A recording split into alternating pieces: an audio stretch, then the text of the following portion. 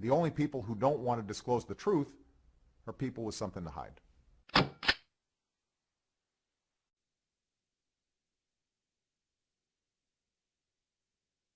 Good evening, Congresswoman. Hi, how are you? I want you to know I voted for you twice in 2 different elections.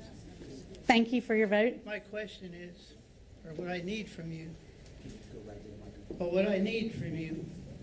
is to know what you can do, you and your fellow non-communist colleagues in the lower house, what you can do to stop these communist tyrannical executive orders laid down by this foreign-born, American-hating communist despot. What can you do for me? We need to know. So, thank you for your question. He said it loud enough that you all heard it. Look, I can't emphasize the oversight part of my job enough. And I think that gets lost in what we do every day, because that's exactly what we're doing. We're chasing down these executive orders. We're chasing down these rules that are promulgated, that are backdoor legislation by agencies, whether it's the EPA, the IRS, go down the list. And so it's my job in my oversight capacity to shine the light in the darkness and ask those questions. Some of the, I mean, you all know, all the scandals. You've been the victim of one. You get frustrated because we can't find or put a stop to it right away. And I get that, because trust me, I'm frustrated too. What we can do is through this oversight process, we build up the information that we have. We are peeling back the onion. We're making sure that we're not leaving any stone unturned. Maybe there's a silver bullet. Maybe there's not. I don't know. But we're not going to stop till we get to the bottom. And if I can use this opportunity, since nobody's asked about Benghazi, and use that as an example. Is that okay? Yeah. To your question? Okay. Okay. I just want to make sure.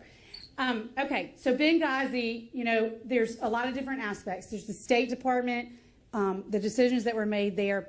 My job on the subcommittee on oversight and investigation deals directly with the DOD side. So we're asking the questions to the people on the ground, to the people that made decisions leading up to 9/11, and then all the way up to what would teeter on executive privilege between the chiefs of staff and the president.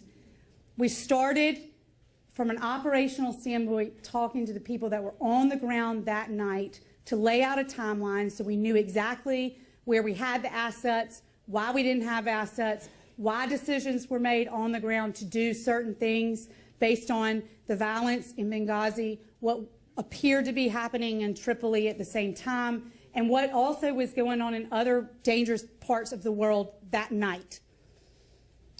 The next hearing that we had was with General Ham and Lieutenant Colonel Gibson about the stand-down order, because that was one of the assets that was there that we knew was available. Why were these 4 men told to stay in Tripoli and not go to Benghazi? And I know all of you that are in the military, you run towards bullets, not away from them. And Lieutenant Colonel Gibson came and testified to that fact, and he said, I was mad. I wanted to go.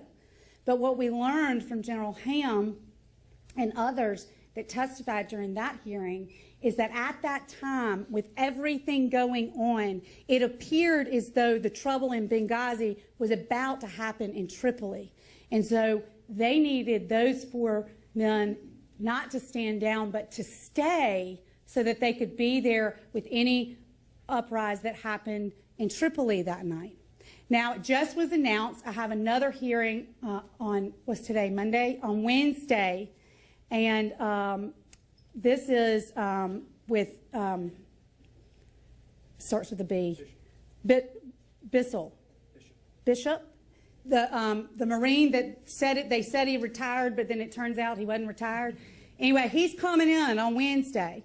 And the question is, why did the president issue a press release stating that we were prepared for anything, that we were going to keep Americans safe, and clearly we weren't prepared because 4 Americans died. So we're continuing to dig down, but it takes time. And so I want, in an answer to your question, to tell you that there are many other subcommittees and members like me that are committed to finding the truth on your behalf. And so that is what that's what our arsenal is right now. Will that hearing be on C-SPAN? No, it's classified. Yeah. He has fired you. It's time you fire him. Okay.